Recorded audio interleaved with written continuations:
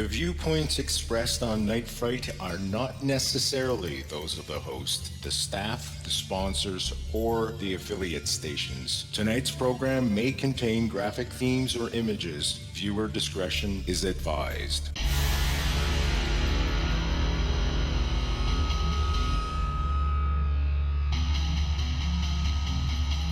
There is a time for question.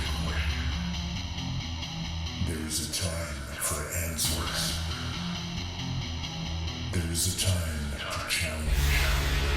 There is a time to speculate. There is a time for change.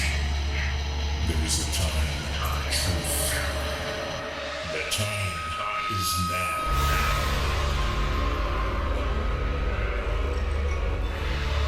Welcome to Night Fright, your voice in the dark for horror and conspiracy.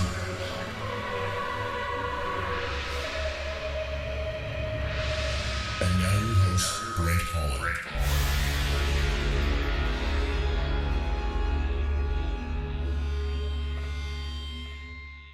Showtime. Welcome to the show. I'm Brent Holland, and welcome one and all to Night Fright. Get the coffee going, get the tea going, get a beverage of your choice going. It's time to settle in and relax.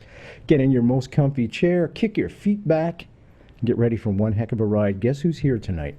You're going to be recognizing this face right now as I point to the wrong side.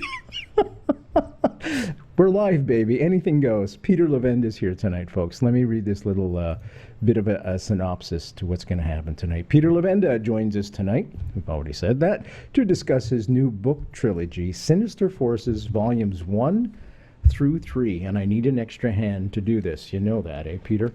Yep. Thank God you didn't write 5 books. No, I'm just teasing you. It's Peter's thesis, so seriously, folks, that something far more than, as he calls it, a matrix of politics and violence made up the horrors of the 20th century. Something more was behind that. Perhaps what Peter calls the occult. Peter believes the long string of human atrocities are linked intrinsically together. Kind of like players from a script, but a script, folks, written in blood. Tonight we're going to delve into, you ready? Charles Manson and the family. The Tate LaBianca murder connections to the Bobby Kennedy assassination, and the connection to his purported assassin, Sirhan Sirhan. We're going to look at legendary blues songwriter Robert Johnson and his connection all the way through to the Rolling Stones, and then to Mark David Chapman and the assassination of none other than John Lennon. Also, we will look at something Peter calls political witchcraft. Now, Peter Levenda, folks, has been on the show multitude of times. You will find his shows in the www.nightfrightshow.com website. In the archives, also, you will find the links to his 3 books there as well. Just click on the book covers, and we'll take you right to a spot where you can order them from the comfort of your own home. Peter is one of the premier researchers, folks. In the industry, Peter Levenda has made use of the Freedom of Information Act to gain information on the U.S. government's involvement on using its people as human test subjects. Okay, let's jump in right away, Peter. Thanks for joining us, by the way. Oh, thanks for inviting me. Glad to be back. It's nice to have you back. Are you in Florida? Yes, I am. Okay, if it wasn't summer, you'd have 35 million Canadians on a bus to your place right now. They were here, believe me. They were in the back room, actually. Hockey sticks and toques to go. Okay. Something very ominous I read, I didn't know about you, in Book 2 from Sinister Forces. Where is it? Book 2, A Warm Gun. And that is something about the men in black. Now, this shocked me that you had a real encounter with the real guys. Can you tell the folks about that? Yeah, it was quite odd, and it stayed with me for a very long time, especially because at the time I was not really involved in anything remotely connected with ufology. I mean, I wasn't a flying saucer guy. I wasn't out there talking up UFOs or anything like that. So I wasn't quite sure what the connection was. And but nonetheless, it happened. I was living in Rhode Island at the time. I had just come back from a shopping trip. I had parked the car. I was taking groceries out of the car, and this old black Cadillac pulls up in front of my house, and I can see that the driver is aiming a camera at me, one of those sort of telephoto lenses, those big black lenses, is aimed right at me. And I'm thinking, what is this all about? And I put down the bag of groceries that I have, and I start walking over to the car to ask them what's going on, and the car takes off. So I go back. I'm just I don't know what else to do. I want to jump in my car, pull out, and follow this car. It just seemed very sinister suddenly. You have to understand that where I was living in New England, in Rhode Island, was not really remote, but it wasn't the middle of a metropolis either. It was a country road, basically. My house was set back from the road, so you had a kind of a driveway going down where the mailbox was, and it was a road that just went on into the rest of Rhode Island. It wasn't a main highway at all. So I'm going to my car. I'm going to follow them to see what's going on, and another car appears, pulls in behind my car, effectively blocking me, not allowing me to get out of my driveway. And there are two ladies in this car. And they open the doors and they get out, which I thought was strange because they're just going to ask me directions, right? You don't get out of your car to ask somebody directions, I think, right? Roll down the window. Or you just roll down the window and say, So they're dressed a little oddly. They're not dressed in current fashion, let's say. They were sort of wearing cloth coats, sort of 1950s era, I would say, that sort of thing. Their whole affect was sort of old-fashioned. And they looked at me very sweetly. I mean, the driver looked at me very sweetly and asked me, did I know where Dilus lived? Dilus was the name, very, very specific. And I looked at her, and I'm very agitated because I want to follow the other car. And I said, no, I really don't. And they said, okay. And they got back in their car and they left, and that was it. I mean, it was far too late for me to follow the first car. And at that moment, it didn't occur to me to follow the second car. I thought they were just some, dizzy people looking for Dilus. And then it occurred to me to look up Dilus because the name had resonance for me for a different reason. So I go and I'm looking through the phone books and everything else. There's no person named Dilus in the entire state of Rhode Island. Okay. So who could they have been looking for? Well, I was reminded, the name popped into my head because someone I used to work with, who had worked actually at Huntsville, Alabama, where NASA was running their operations, and he knew a lot of the rocket people. He was now working and living in Rhode Island for another company that I used to work for, which I was not working for at the time. And he had recommended me to contact this company in Ohio called Dilus, which is a strange name, right? It's Devilbis. And that happened months previous to this. Obviously, there was no Dilus in Rhode Island. The closest Dilus I knew was in Ohio. So they weren't on the way to see anyone called Dilus.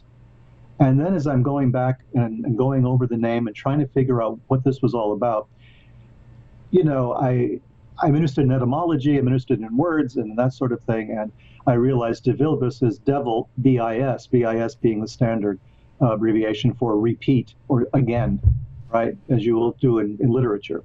If you're an academic, you'll see this, BIS. So there's Dilus, there's the devil once again. Now, I'm not sure that's really was intended, but for some reason that name was pulled out. Okay. You would think that was the end of the story. I was a little freaked by it, and the time frame was we were just getting into the first. Listen, Peter, I read it and I was a little freaked.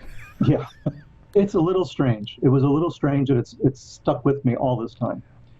So it was the beginning of the Gulf War, which is when this happened, and I'm thinking to myself, have I gotten onto somebody's list? Is this a federal government kind of thing? Am I being, in a very clumsy way spied on, or was this like an intimidation thing? I've been researching books for a long time. I was just coming out later on, a year or two after that, with my first book on Holy Alliance, but I had been researching the material that would become Sinister Forces. So I was doing a lot of that. I was writing novels as well. So I was very deeply involved in writing at this time. And I'm racking my brains. This is before the internet, per se. This is the time when the best you had was the bulletin board system, the BBS, where it was a dial-up thing and you got into somebody else's computer in their house, very, very primitive. So it wasn't like I was doing these vast internet Google searches, and researching all the wrong words. So I couldn't figure out what this was. Okay, we fast forward years, maybe 10 years. And I was based for a long time in Kuala Lumpur in Malaysia, working for another company. And I was in charge of international business, international trade for this company. So I was doing a lot of traveling. And I'm dragging myself through the airport in Singapore, Changi Airport. And I'm kind of tired, and I've been traveling all over the place, and I'm sort of dragging my suitcase behind me. And I'm going through this airport. And as I do it, somebody taps me on the shoulder. I turn around to see who's tapping me on the shoulder, and it's the driver. It's the woman from that experience that I had back in Rhode Island a decade earlier. And she sort of waves at me sweetly, as she did previously, just the sort of expression, waves and turns around and continues on. Well, of course, I follow. And she just disappeared. I mean, I don't know where she went. There were no gates at that area. This was just this long promenade with all of the various shops. And I went past all of them looking, and I didn't find her. I didn't know what that was all about. It was just like, here we are, we're still here. And since then, I haven't been able to put this together. I don't know what that means. I don't know what those, I asked people that I knew in intelligence kind of work, and I said, 2 cars, 4 people. There were 2 people in the black caddy. There were 2 people in this other car, which, as I recall, was a kind of a station wagon, one of those old-fashioned, wood paneled, station wagons. That's how I remember it somehow. So 2 and 2, 2 cars, 2 people in each, 4 people. That's kind of expensive to mount if that's a surveillance operation, So most people said no, they didn't, they didn't know it. And I asked people, and they couldn't find anything, or they wouldn't tell me if there was anything where anyone was looking for me. So I have no idea what that meant, but it was the black Cadillac. It was the old-fashioned black Cadillac with 2 guys in it taking photographs, and then followed by an old car, with 2 old-fashioned dressed women who were quite young, actually. I would say 20s to 30. They looked sort of Mansonoid, if you get me. Yeah, I do. Yeah. So I have no idea. Was it a cult? Was it the Men in Black? I don't know. Yeah, it would have freaked me out completely, especially meeting that woman again, the same woman, some years later. Yeah, that was right. That was stunning. Yeah, that's really, playing the odds against that, that's for sure. Peter Levenda is joining us tonight, folks. We just heard a real story about real men and women in black, without question. Now, that was a good segue into Charlie Manson. Folks, the name Charles Manson, is synonymous with that of a completely insane murderer who is incapable of empathy. Now, I was wondering, Peter, can we talk a little bit about Manson, the family? We'll go right into the Tate LaBianca murders, then to Bobby Kennedy's assassination, which of course leads to Sirhan's, MK Ultra, Uri Geller, and Metallic Voice and Remote Viewing. Can we cover all that? How much time we got? Yeah, I know. Well, we'll do our best. Yep. I'll do a ticker lock. How's that? No. Don't worry about that. Jump in any time, because I can be long-winded, believe me. That's fine. No worries. Sinister Forces itself, the trilogy, really was inspired by the mystique around Charles Manson. There's a lot about Charles Manson in the popular culture, but more than that, I first became aware of the weird connections between Manson and so many other things because of a 2-part article in the Village Voice back in the 60s, I guess it was, by a journalist called Craig Carpel. And he had been kind of well known. He'd been writing for Playboy and for the Village Voice and for Ramparts, the old Ramparts, which was one of my favorite magazines. But he had written this 2-part series, and it was called Political Witchcraft. So this is what became the inspiration for Sinister Forces, and that's when I started to really research this subject, was back in the Village Voice days, when Carpel had published this 2-part series. So we're talking 1969, maybe, something like that. would have been later than that, 69, 70. It was during Nixon and after Manson, but Nixon was still there, so 1970 maybe. And I thought to myself, he had made a very strong case that there was a lot of coincidences and synchronicities around Charles Manson. And between Charles Manson and Richard Nixon, Walt Disney, of all things, and all sorts of other stuff. He had tied all these things in together because of the dates, because of the August dates of the Tate LaBianca killings, and which coincided with the date that Nixon would resign, which coincided with the date they opened the haunted house ride at Disneyland. So all of these dates were coming together, and Carpel was sort of a tongue-in-cheek thing, but I thought to myself, no, there's something here. Let me look a little further. And I became very much involved in researching Charles Manson, the family, all the various members, Manson's own history, which fascinated me. And it inspired me, actually, to go and retrace some of the steps that he took in his earliest days. He had been brought up in Ashland, Kentucky, and this was a major nexus for me. I didn't realize it at the time, but I was going to go and take a look and just, pass through. Other serial killers had been born and raised in that general area. You had Bobby Joe Long, I think, was brought up in West Virginia, right across the border in Canova from Ashland. So I'm starting to think, was there something in the water, right?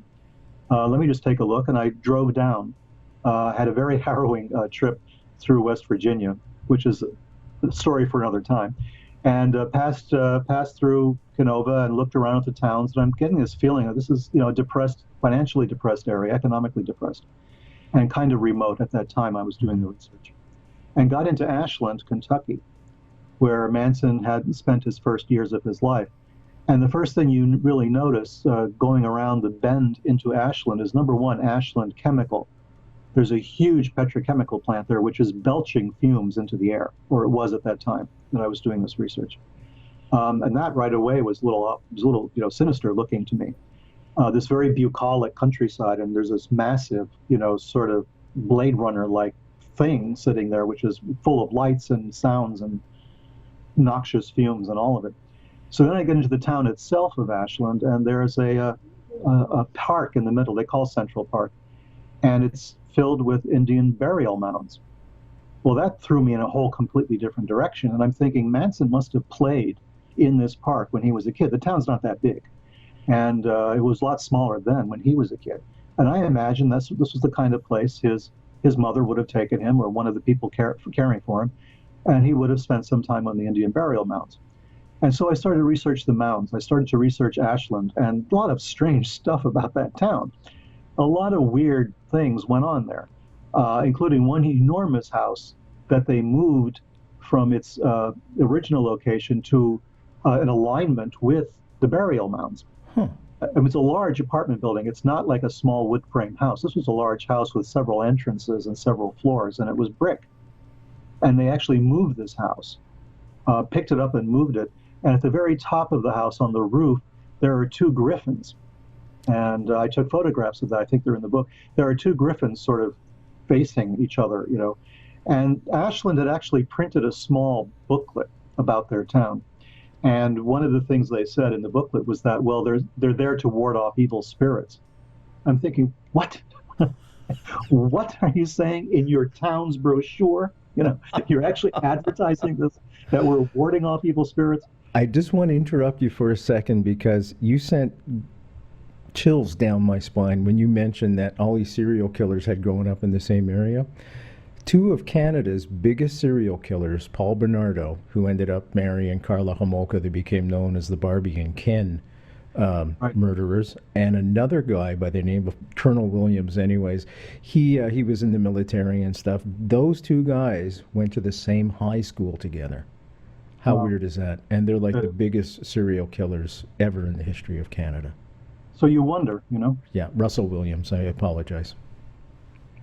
Well, that's interesting. Yeah. I've been looking at clusters of it. Henry Lee Lucas came from northern Virginia, right across the border from West Virginia.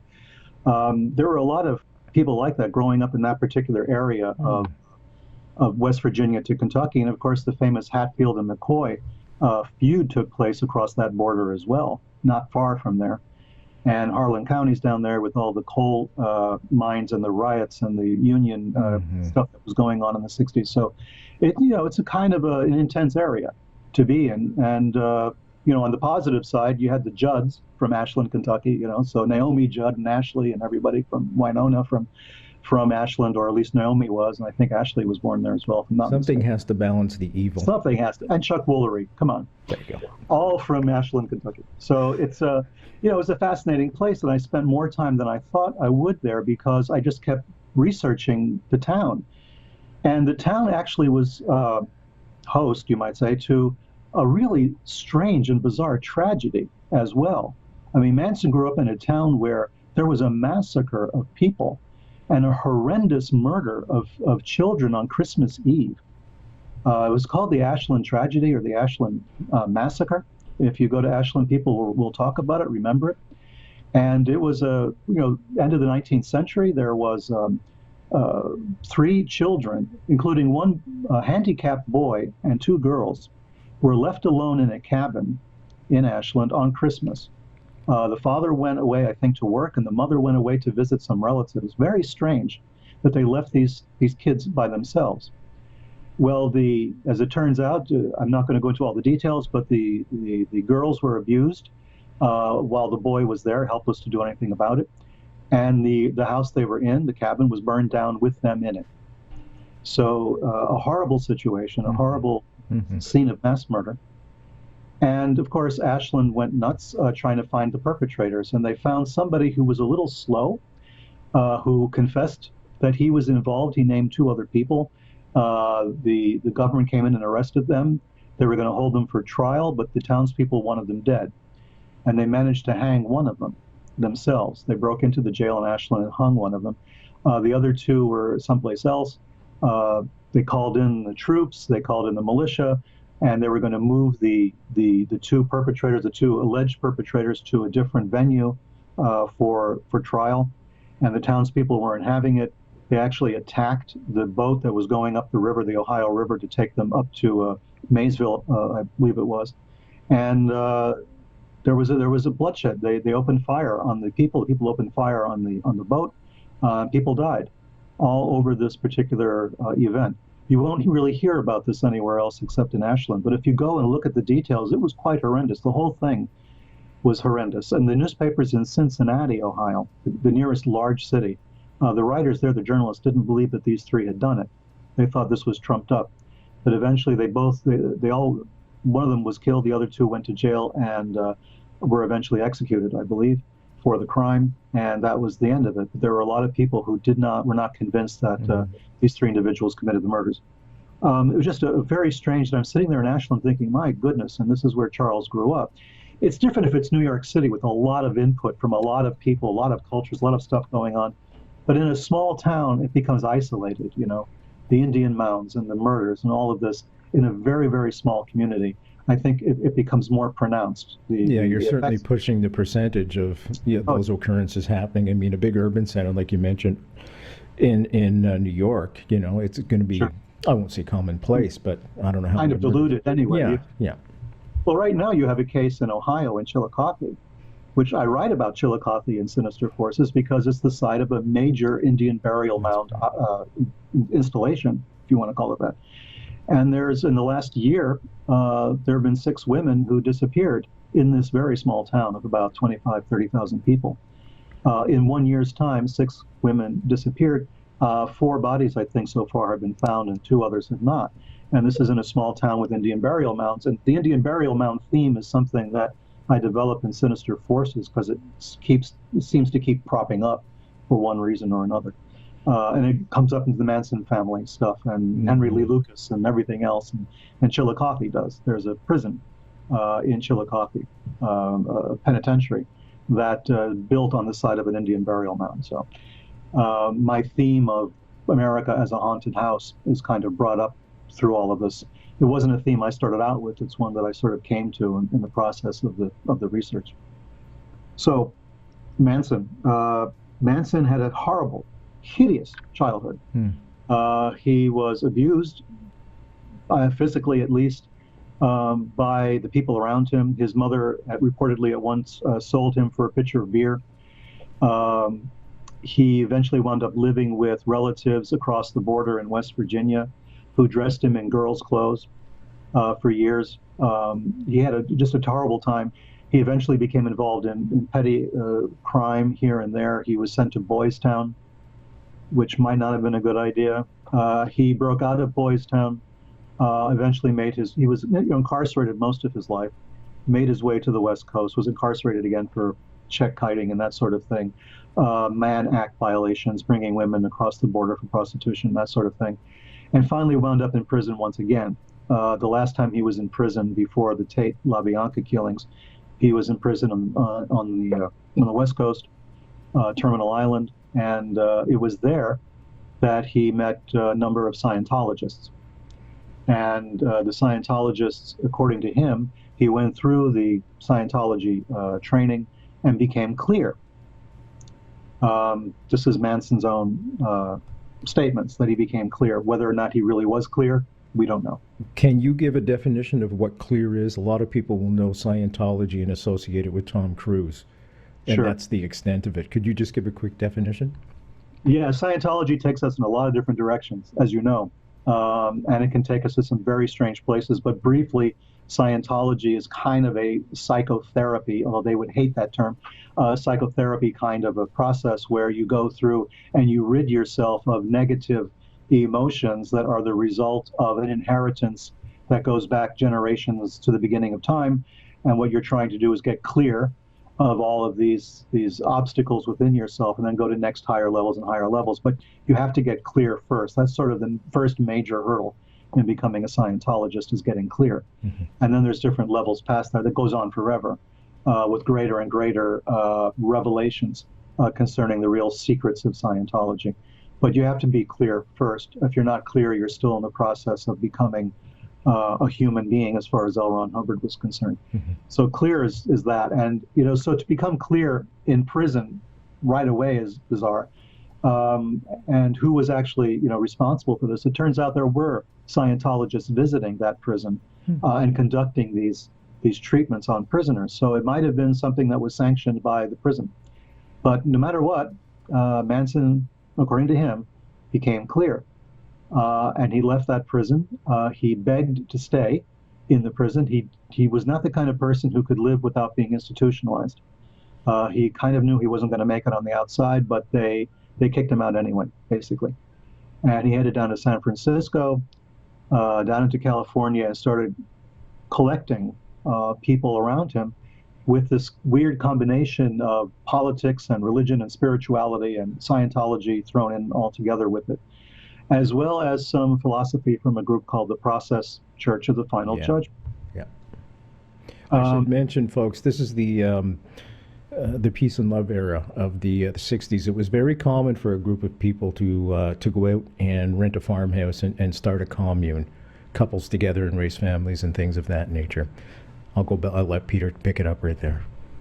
Well, you're absolutely right. It wasn't that unusual to find a bunch of young people, quote unquote hippies, living together on a farm, on a commune somewhere, even on an abandoned ranch, which is how eventually the Manson family wound up. But Charlie, he had the gift of gab. He was a short of stature, but he had charisma of some kind.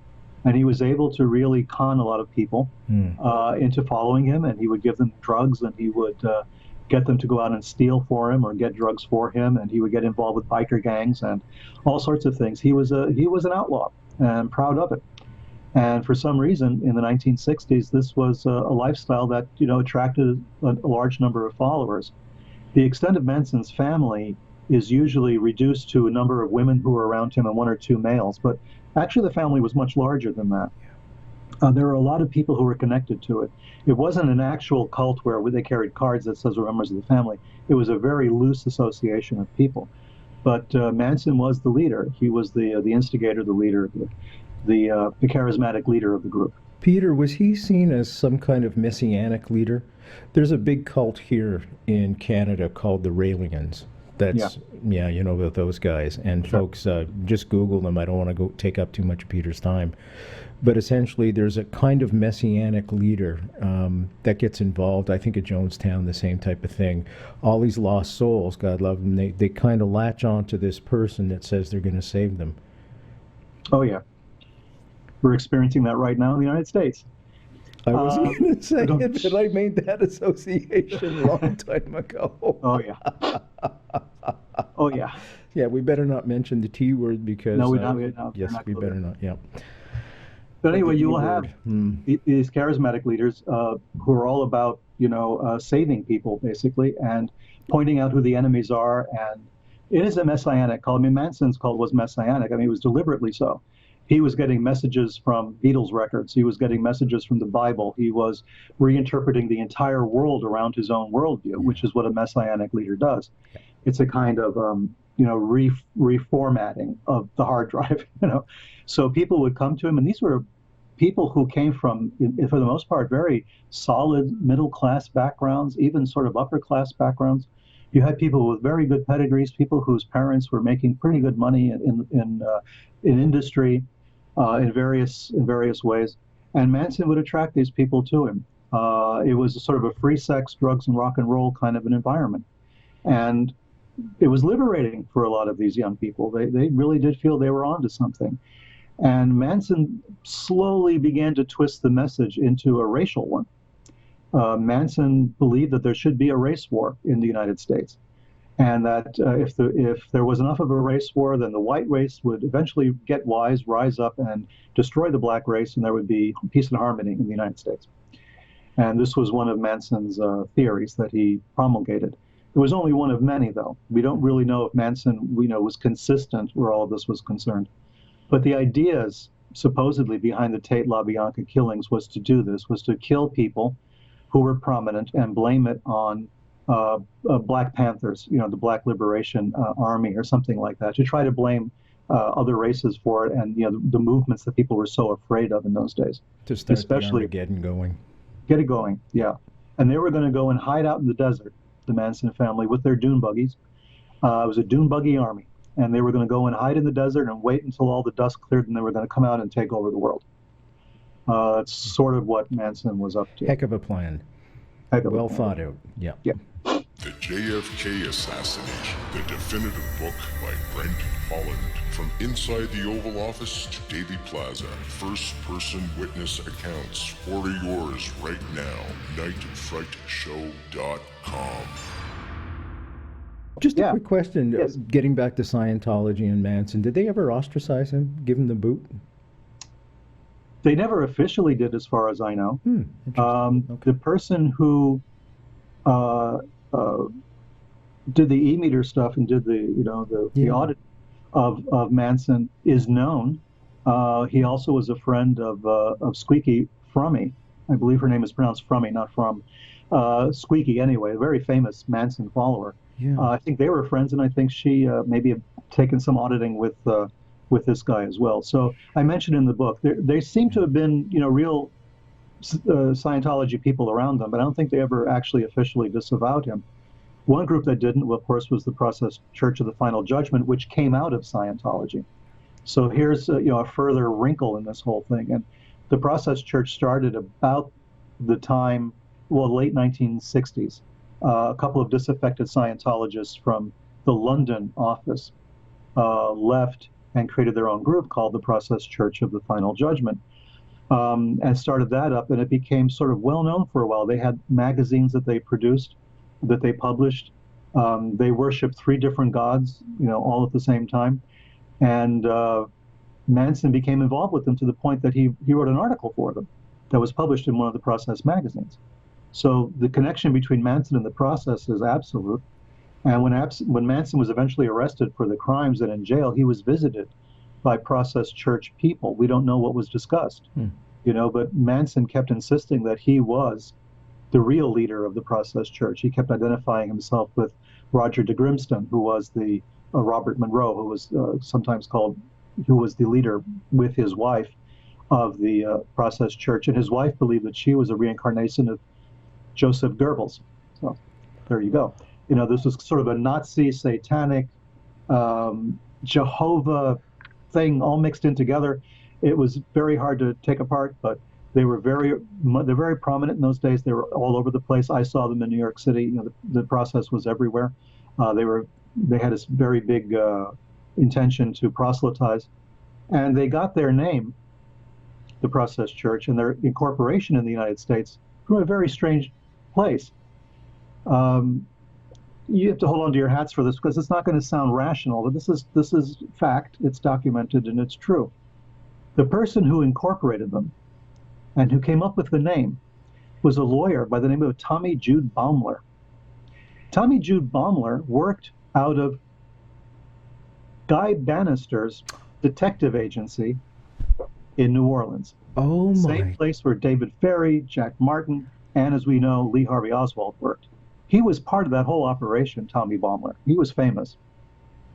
And it was shortly obviously after the Kennedy assassination, that Baumler incorporated the Process Church of the Final Judgment. Baumler was also a bishop in a fake church, which I talk about a lot in Sinister Forces because it's quite relevant, actually.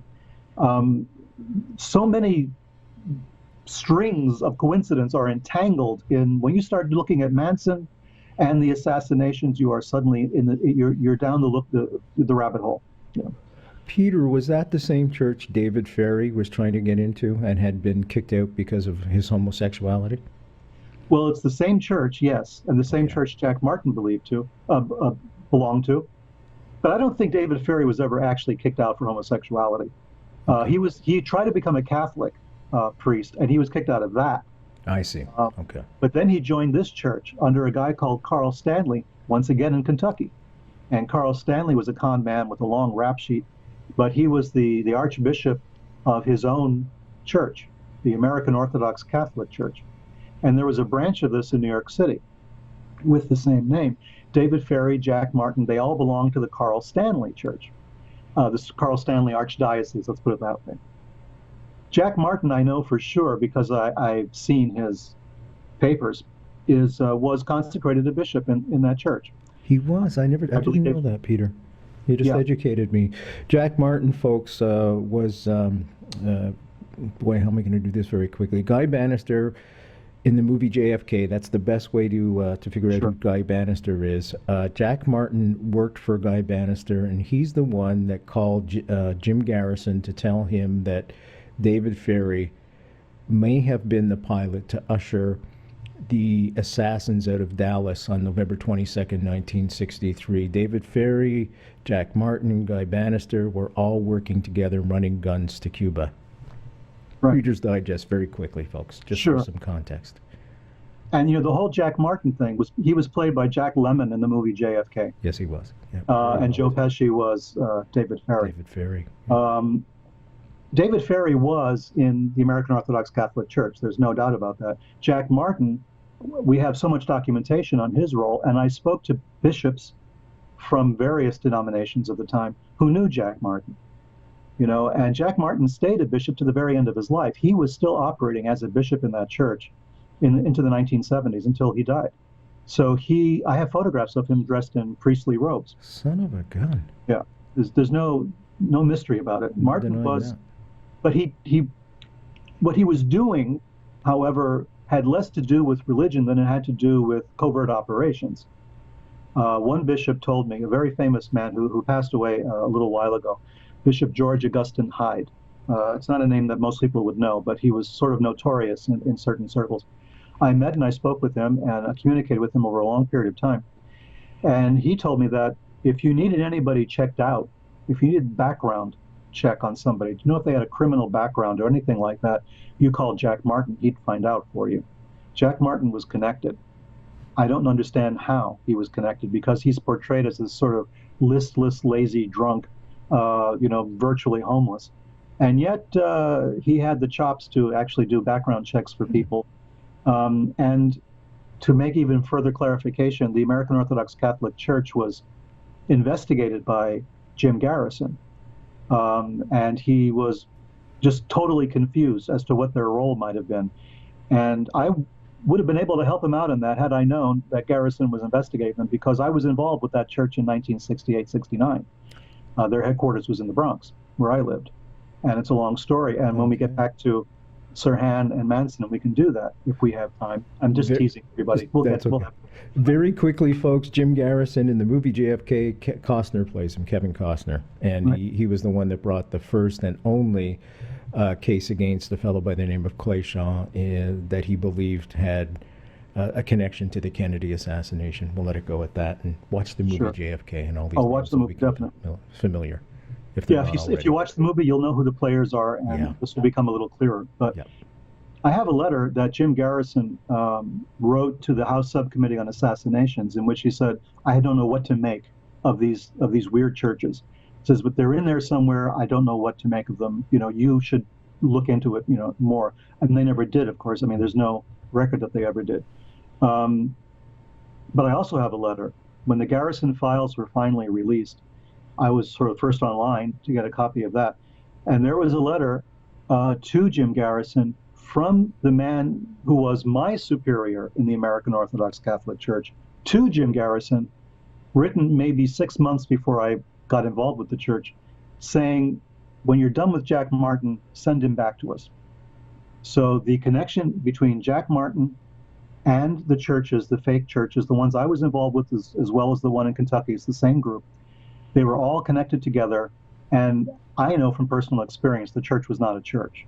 It was a front. It was a covert operations front. It was used to help move agents in and out of foreign countries, and to do anything that they needed to have done, I guess. Because in those days, in the 1960s, nobody questioned somebody in a clerical collar.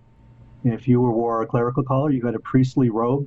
People let you travel for free. You could go into a hospital at any time of the day or night to visit a sick patient who might then suddenly wind up dead in a couple of hours.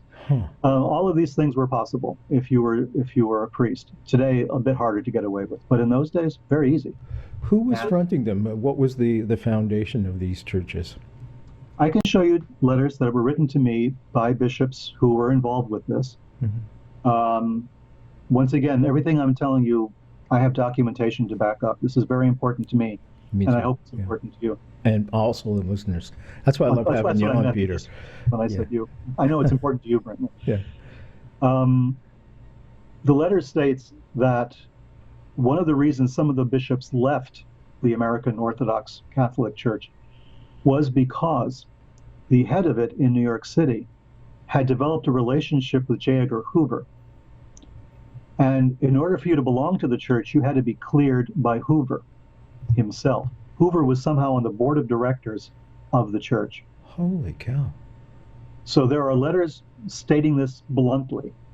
And Carl Stanley, now I know your listeners are getting very confused here, but Carl Stanley was the head of the church in Kentucky. Okay, that church, David Ferry, Jack Martin, all these guys belong to the Carl Stanley branch of the church.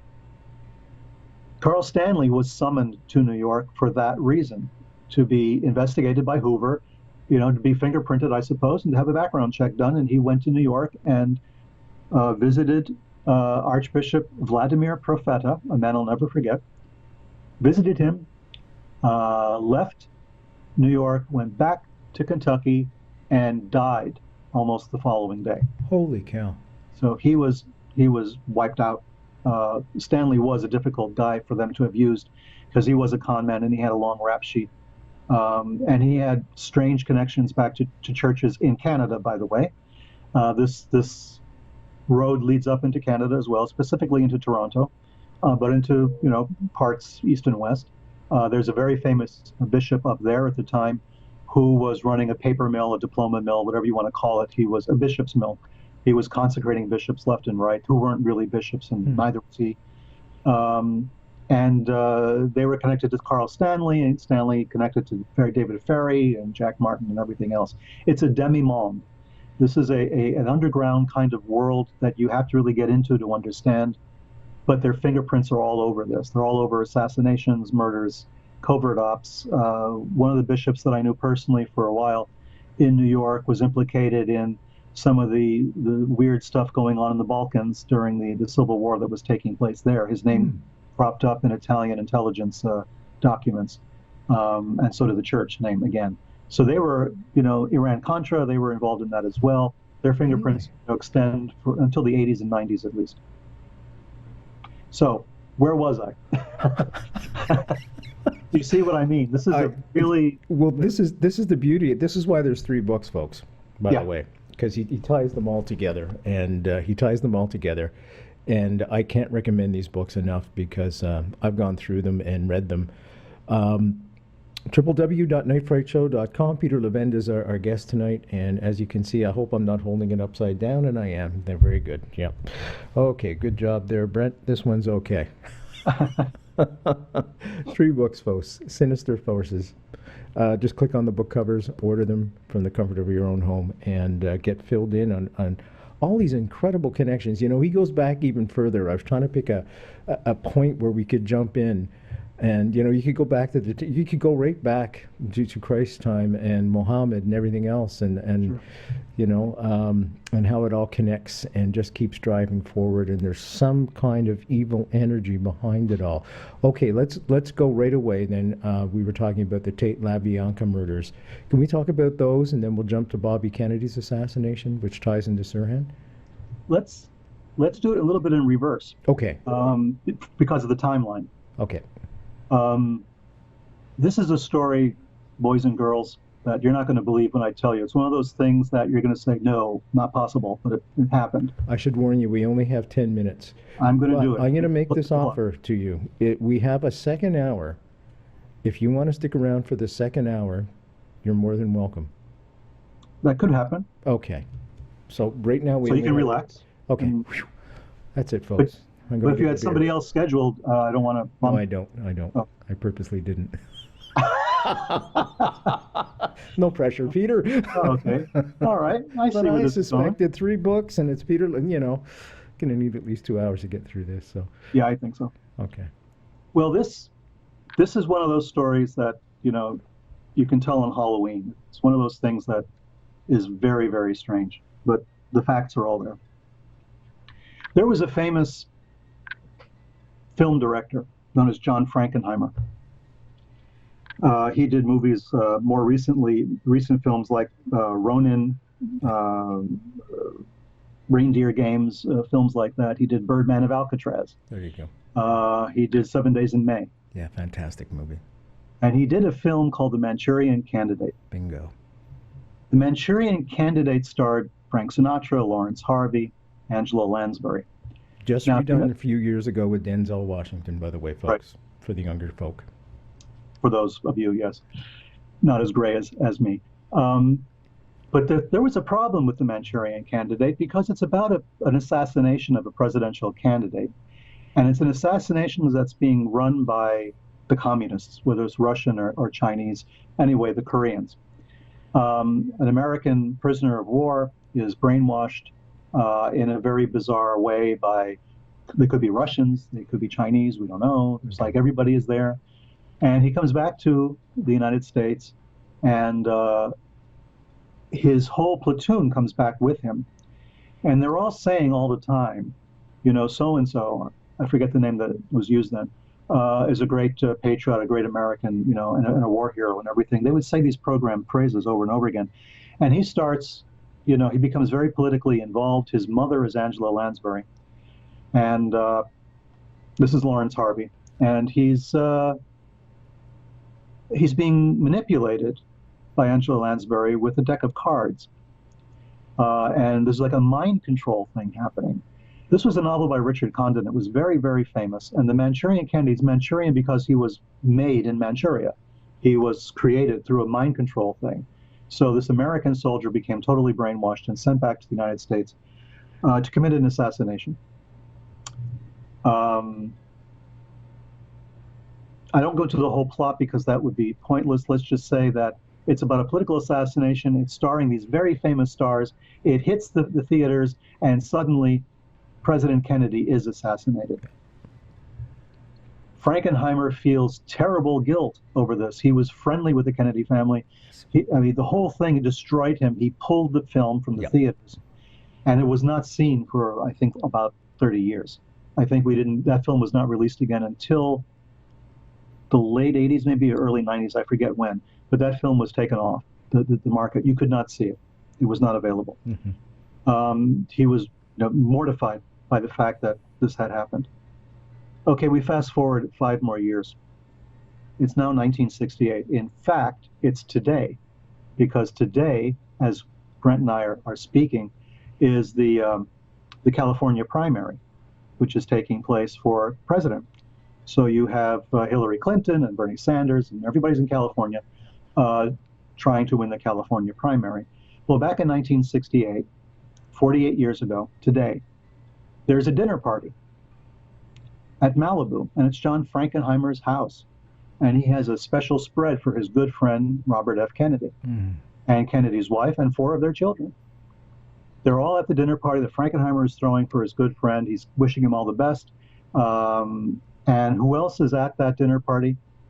Roman Polanski and his wife, Sharon Tate. They are all at that dinner party. Small party, wasn't a lot of people. Tate, Polanski, Bobby Kennedy, his wife, and 4 children, and Frankenheimer. Tate, Polanski are from Hollywood, folks, just to let you know, actors and movie maker.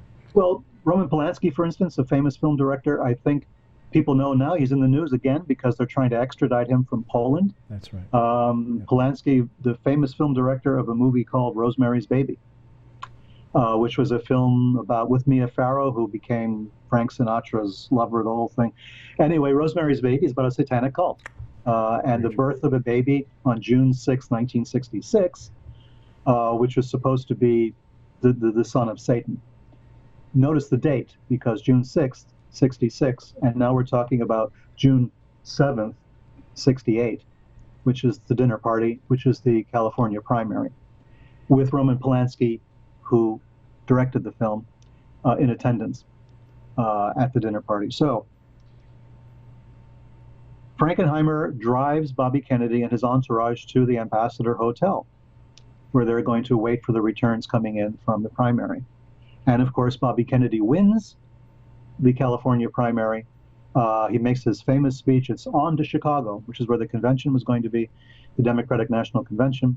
And he turns around and he starts to leave through the kitchen of the Ambassador Hotel, and someone comes up and shoots him and kills him. And Bobby Kennedy is then killed, and that's the end of the Kennedys' approach to the White House. I mean, Jack had been killed 5 years earlier. That's right. Now Bobby is dead. The person arrested for the assassination is Sirhan Bishara Sirhan, a Palestinian, a Christian Palestinian, by the way, not a Muslim.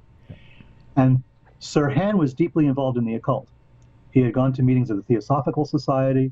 He belonged to the Rosicrucian Order, AMORC. In those days, they advertised in the back of every magazine imaginable. He signed up for all of that stuff. He was reading Blavatsky's stuff, Madame Blavatsky, who was the founder of the Theosophical Society. He was also going to nightclubs where they had hypnotists playing, the typical nightclub hypnosis thing where they turn you into a chicken or something and everybody laughs. So Sirhan was going to that. And one of the hypnotists that he ran into was a man called William Bryan, who had worked for CIA doing hypnosis.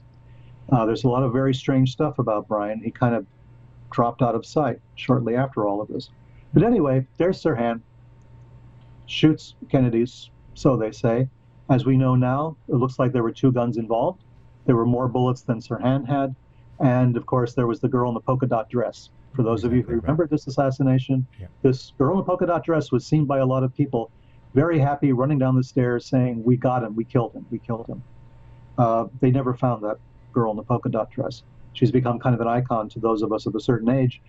This sort of a stand-in for, Mystery and Laura Palmer and Twin Peaks and everything else. So for us, they did find her dress, though, apparently. According to Lisa Pease, came on, they found her dress several blocks away, along with her bra and panties. It's like she made a complete change and just dropped them in the I guess in the back of some kind of dumpster, to put it mildly.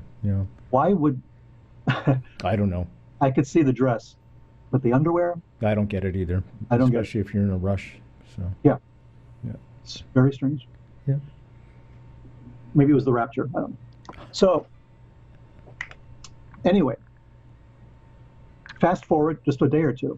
Yeah. Bobby Kennedy is going to be buried, but there's going to be a funeral first. It's going to be in St. Patrick's Cathedral in New York City, and everybody and his brother is going to be there. I mean, every politician, whoever got security clearance to go to this, whoever was invited by the Kennedy family, everyone is going to be at this funeral at St. Patrick's Cathedral, including yours truly. Because why not? I'm in the Bronx. A friend of mine and I are very busy with these weird churches, setting up our own weird church. We're in high school. I'm 17 years old at the time. My friend had just turned, actually around today, he had just turned 18. So we dress up in our finest homemade, priest's outfits, and we go down to the cathedral. For me, Bobby Kennedy was, of course, an icon, and Bobby Kennedy represented everything that was good about the American political system at that time. We had a lot of faith in Bobby Kennedy to really make a lot of change in the world, to get us out of Vietnam, to do a lot of things. If you listen to Bobby Kennedy's speeches, he talked about climate change. He talked about a lot of things that were ahead of his time. Race relations, and all of this was, on his plate at the time. We thought this was a person who was going to create a major difference. So for me, I wanted to get as close to that experience as possible. And for my friend, he just wanted his photograph taken, in the church. Sure. So we went down and we did this. We walked in at night. This is before the funeral the next day. And for some reason, we managed to get in. One of the people in charge of security kind of just waved us through. We visited the casket. Rose Kennedy and Jackie were there in a pew praying. We didn't waste very much time. We stayed there. We got out. And then the next day, we decided we were going to do this in style. We rented a limousine and from the Bronx, and we went down there to see if we could attend the funeral service itself. Well, as it turned out, the best thing we ever did probably was rent the limousine, because nobody says no to a limousine. And the limousine showed up next to the cathedral. The doors were opened, and Secret Service actually ushered us into the cathedral. I mean, straight away, because there was such chaos going on around the time. I'm telling the story for a reason. There's the damn music. Okay, Peter, we're going to be back in 4 minutes. Okay, folks, Peter Levenda, don't go anywhere. This is part 1 of part 2. Part 2, you'll be able to catch on YouTube as well. So we'll be right back. I'm Brent Holm from Night Fright. See you all next time.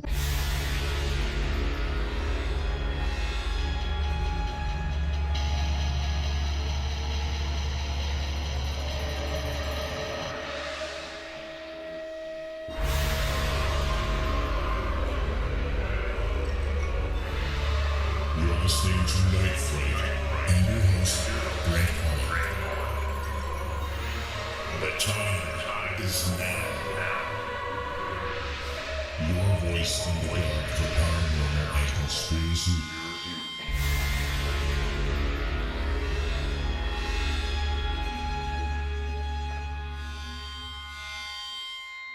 The JFK Assassination, the definitive book by Brent Holland. From inside the Oval Office to Dealey Plaza, first-person witness accounts. Order yours right now, nightfrightshow.com.